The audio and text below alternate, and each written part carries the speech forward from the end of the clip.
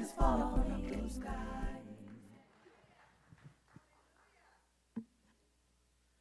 Let's say amen. It is always a privilege of mine to have this opportunity to stand before you and to bring you a word from God's word. And for those of you who are guests with us in our house this morning, we just welcome you to the Alondra family. And we want you to know that we are honored to have you with us this morning. And we truly hope that we can build a relationship with you and you can come to find this place to be your home. We are people, and we just believe that we're a family sent by God to really go out and to let the world know just how great and how good God is. And we just really hope you meet a welcoming spirit here. This is what we try to do, just to let you know that we love God. We're not perfect. Matter of fact, we are imperfect, and we are flawed. But we believe and we have come to know that we are perfect with God in our lives. Amen? Some might say, well, I hear you singing those songs, right? Jesus, every day, your name is the same. And some might say, I love to praise his name, but I just can't now because there is so much hurt that's going on inside of me. There is so much fear that I have. There's so much anxiety that's going on. There are so many things that are crushing in on me that I just can't seem to muster up any acknowledgement of God. Well, I just want you to know that the hurt you might be feeling, the fear you might have, the anxieties that you might be going through, all the issues that you might have in your life, and all the mess and the stuff that's going on is not from God. Let me say that again. All those issues that you are having are not from God. God is not the originator of the mess in your life. God has come to deliver us from the mess that we made. Somewhere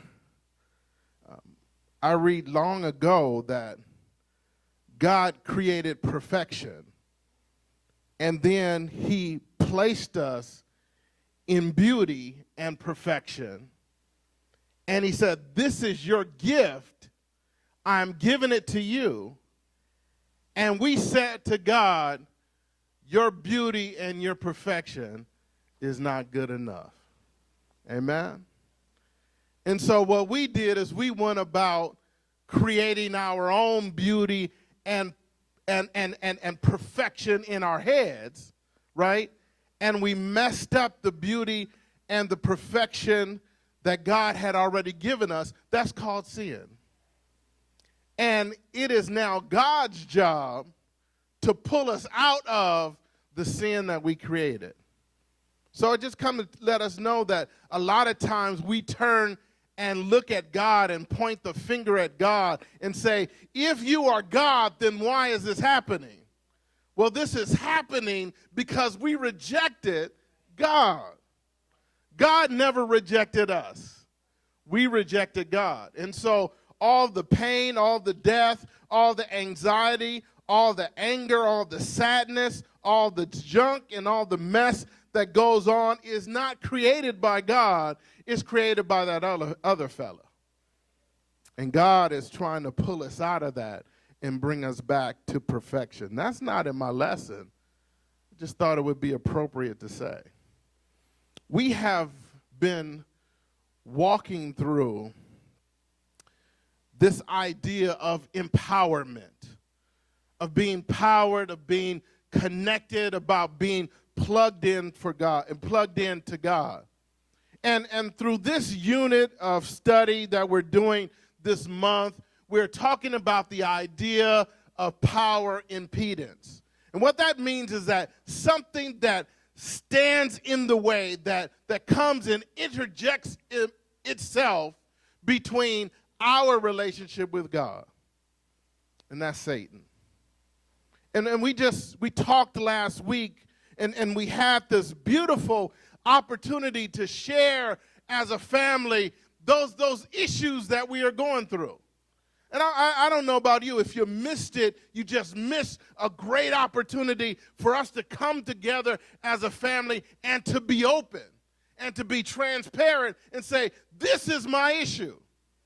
But every time what we wanted to illustrate to you, whether or not it was finances or it was health or it was a feeling of inadequacy or a lack of faith or a lack of will, it's not originating from God. It's originating from Satan. And he comes in and he puts himself in the way so that we feel like we're forsaken by God. But the truth is, God has never forsaken us. God has never left us. And God will always be there with us. And this morning, we want to look at and highlight another impedance. And that is the impedance when we just feel like God doesn't care. Right? Where God just isn't there. He's distant, and he's uninterested, and he's uninvolved. So what I want to share with you is a lesson that's entitled, Do You Feel Me? And I just want, through this lesson, to provide a God-focused solution for those times that Satan stands between us and God and obscures God's presence in our lives. Kelvin talked about those times where you text somebody, right? And we have, the new technology that will tell you when that text is delivered, right? And so you text somebody and you know they got it, but you don't get a response, right? That ever happened to you? If you can relate to that, raise your hand. How about this scenario? Somebody texts you, and you just happen to be sitting on your phone at that time, and so you get the text right away, and you respond, and then they don't respond. How many, has that ever happened to you? Right? That bugs the living daylights out of me, right? Because I'm like, I know you're there because you just texted me 5 seconds ago and I responded, so I know the phone is still in your hand. Why won't you text me back? If you can relate to that, raise your hand. Or and I just have to be transparent at this point. My wife called me yesterday.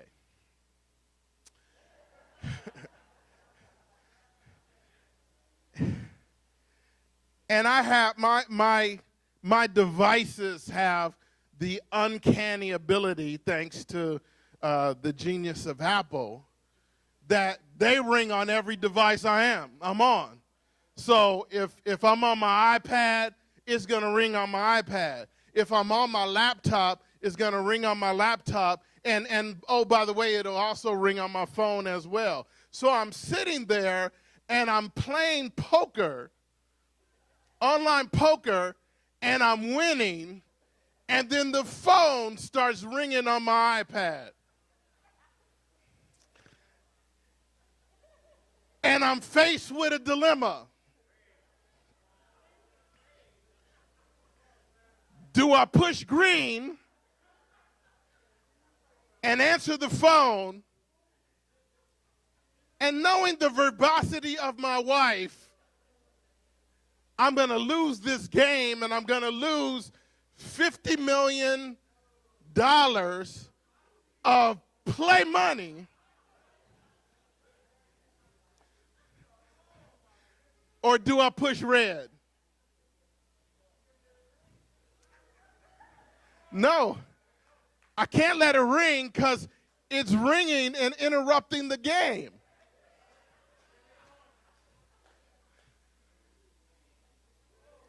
Can you relate to that? Sorry, honey.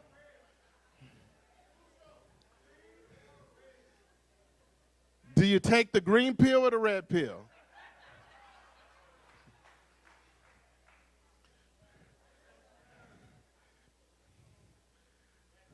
So I did pick red.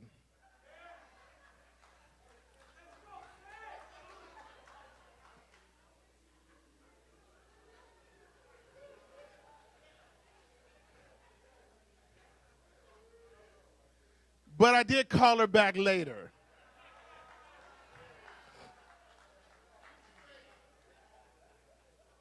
Let's don't miss the point. That's not the kind of God I'm talking about, right? That's not the kind of God who would just put me on hold because he's in a deep hold'em tournament with Peter and Paul and Jesus, right? It kind of happened like this. The disciples were on a ship, and they were going across the sea, and a storm came, a mighty wind. I'm just going to tell you, I am repeating the lines that I said on an album, so it's just in my head. It's just making me laugh. And a mighty storm came, and the disciples were in peril. And they started panicking. And everybody on the ship started doing things to save the ship, throwing things off. But Jesus was on the ship. And Jesus was asleep because he was tired, right? And the disciples came and ran to Jesus, and they said to him, "Wake up, Jesus. The boat is in peril. We're about to die. Do you care?" And I know we have that plea many times in our lives. We feel like Jesus is asleep at the helm. We feel like we're going through all this trouble and all this pain and all this anxiety and all this fear and all this anger and all this trepidation. We feel like we're doing it alone. And Jesus is not there. And this is illustrated with David in Psalm 22. He says, "Oh my God, I cry by day, but you don't answer. I'm calling and calling. I'm texting. I'm trying to FaceTime you, Jesus. And I don't feel like you're responding to me. I don't get an answer from you." He says, "Not only that, Jesus, I cry by night as well, but I don't find any rest." God, do you feel me? See, the first movement, when we recognize the impedances in our lives, right? when we see the interjection of Satan in our lives, the first response is frustration. You understand that? Right? It's that frustration of silence. God, do you understand? Can you hear what's going on? I'm crying out, God, do you hear me? You're frustrated and you don't sense the help of God. And so you ask the question, do my cries concern you? Right? That's the frustration that we feel sometimes with God. But not only that, he says, I cry and I don't get an answer, and then I cry by night and there's no rest. God, do you care what's going on with me? Why are you so absent, God? Why are you up there in heaven and you're absent from me? And the question that really comes out is, does my situation register with you?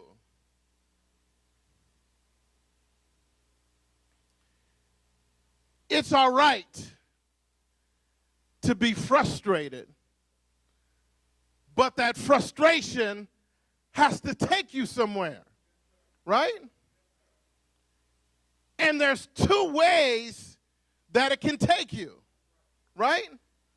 And sometimes we are so frustrated with God, and we're so frustrated with our situations, and we're so frustrated with our lack of help, and we're so frustrated with that appearance of lack of concern, it takes us to faithlessness.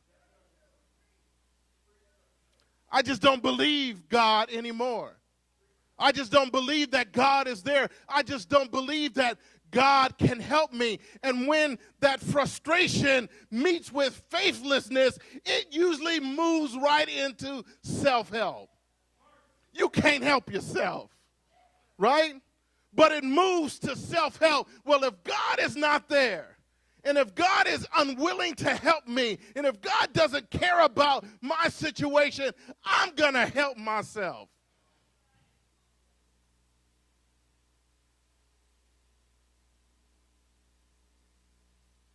And I'll just move into my Dr. Phil moment.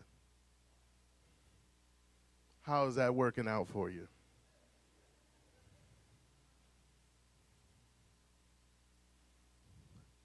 It's okay to feel frustrated. It's okay to ask the question, do my cries concern you? It's okay to ask the question, does my situation register to you? I know I'm just one of those little people, but it can't then move to faithlessness and self-help. It has to move to faith, right? My frustration then needs to move me into faith in God. Because somewhere I hear somebody who's in that similar frustration, though he slay me, yet will I hope in him. Because I recognize that even though I'm frustrated with him, I realize that he's my only hope. He's my only help. And guess what? When my frustration moves to faith, then that faith moves me into truth, right? See, self-help is like just do it yourself, right? That's a false god. And that do it yourself might turn you to other people and other methods. Well, just take this, it'll make you feel good. Just go in and you take care of yourself. Don't worry about anybody else. That faithlessness then moves to other gods, false gods, antichrist. But when I allow my frustration to then move me to faith, then my faith then moves me to the truth. And here's the simple truth. Peter was writing to a group of Christians. And he writes to elders of the church. He talks to the elders about shepherding the flock. And then he talks to the sheep. And he says, sheep, you need to be subject to the shepherd, right? So he talks about worldly shepherds, but we need to recognize that not only do we have world-bound shepherds, we have a heavenly shepherd in heaven who is making intercessions for us. And so what he says to the young men regarding their earthbound shepherds and elders also applies to our heavenly shepherd and elder as well. And he says this to him: how does my frustration move to faith and then faith to truth? Something has to happen to me. I got to humble myself. Because if we are truthful, our frustration is because we're about self.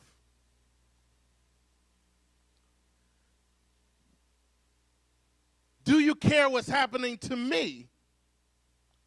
Do you care about my situation? Can you feel what's going on? Will you listen to me? Here's the truth, folks.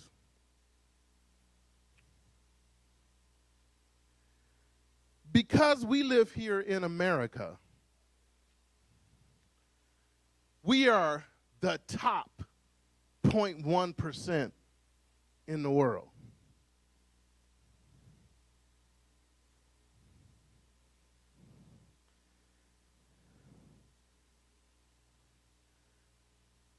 I had a chance to go to Ethiopia. I had a chance to go to Egypt.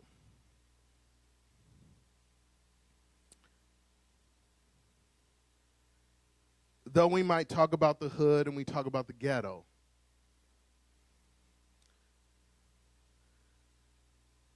I went through towns that had no running water, that just leaned some sticks together and smeared mud over it, and that was called a house. I sat in a schoolhouse where they had just cut down young saplings and taken the leaves out, and they tied them together with twigs, and then they strung twigs from wall to wall, and those were the seats for the kids. And that was the schoolhouse. So as we slip into our self-centeredness because we're frustrated,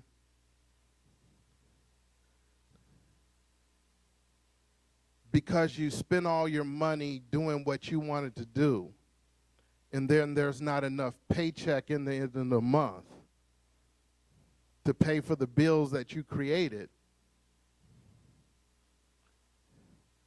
Think about somebody who doesn't even have a bill, right?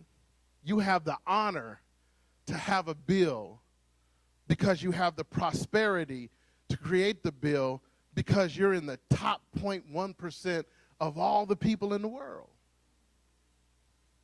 in terms of wealth, in terms of prosperity, in terms of health, in terms of of just stuff. Frustration has its roots in self-centeredness. And so what Peter says to them, he says, you need to humble yourself, right? Humble yourself before the mighty hand of God. And so as you are going through those frustrating things, that frustration turns to faith, and then that faith says to God, God, what do you want me to learn?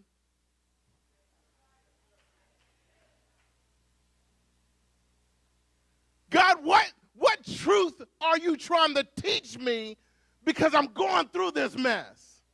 Right? That, folks, I'm telling you, that's a different perspective on how to look at stuff. Right? That's frustration not turning to faithlessness. That's frustration embracing faith and saying, God, why am I going through this? Help me to learn the lesson. What emptiness, what hole do I have in my life that this thing is trying to fill and trying to teach me about? God, lead me through this, not take it away. Oh, you didn't hear what I said. The disciples came to Jesus and they said, Jesus, do you care what's going on? And Jesus is like, as long as I'm in the ship, you're going to go through this storm. That doesn't mean the storm isn't going to come, but because I'm with you, I'll lead you through the storm. We got to be in our frustration as Jesus, God, take the wheel and take me through the storm. Take me through the storms of my life. Take me through the mess of my life. Take me through the stuff that I have to go through. But God, show me what you want me to learn. He said, humble yourself before the mighty hand of God. And guess what? He'll lift you up. He'll lift you up in his time. But how do I humble? Here's the principle. Humble. But how do I humble?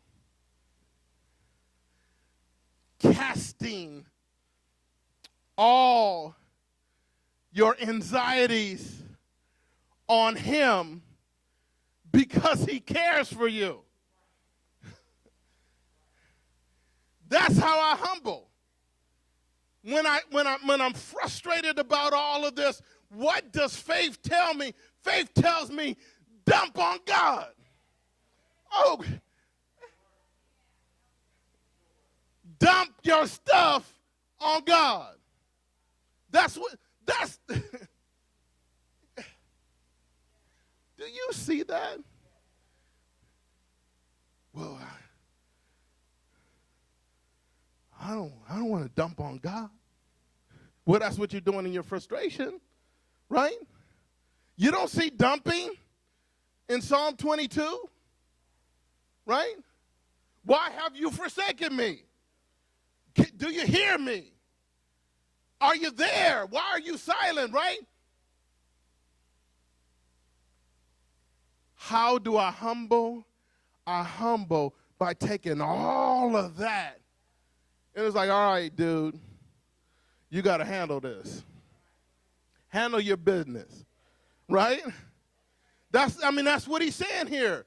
How do I humble? That casting is a participle. You don't need to know what it is, but it just modifies what humble looks like. Humble looks like me dumping my stuff at God's doorstep and say, you got to handle this, dude. And I'm not saying that in an irreverent and a disrespectful way. I'm saying that in a faith-based, faith-centered reality of truth. God, you got to take care of this. It's messing me up. It's messing me around, God. It's got me all tied up. You got to handle this, God. And handle it doesn't mean it's going to go away. Because that's what we want. God, I want you got to take this away. And all God is saying is, just hold my hand and I'll take you through. Later on, David is going to say, even though I walk through the valley of the shadow of death, I will fear no evil because you took it away from me. No, that's not what he said.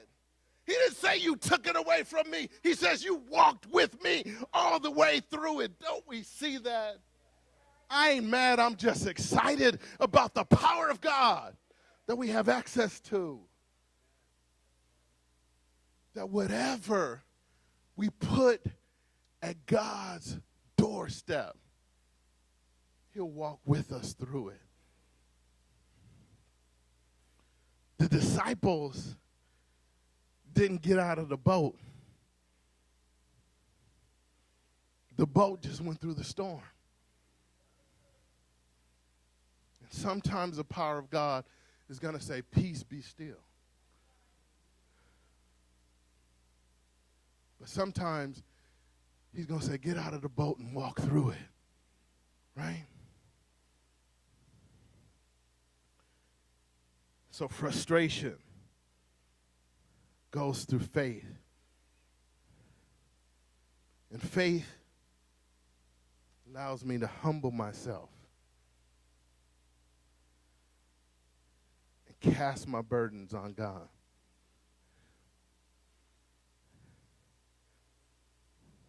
Because he cares. That's truth. Because he cares. We don't serve a detached despot who is in heaven doing whatever. Right? We serve a God who came down here and walked among and with us and experienced everything like we had to go through. So when you ask the question, God, do you feel me? He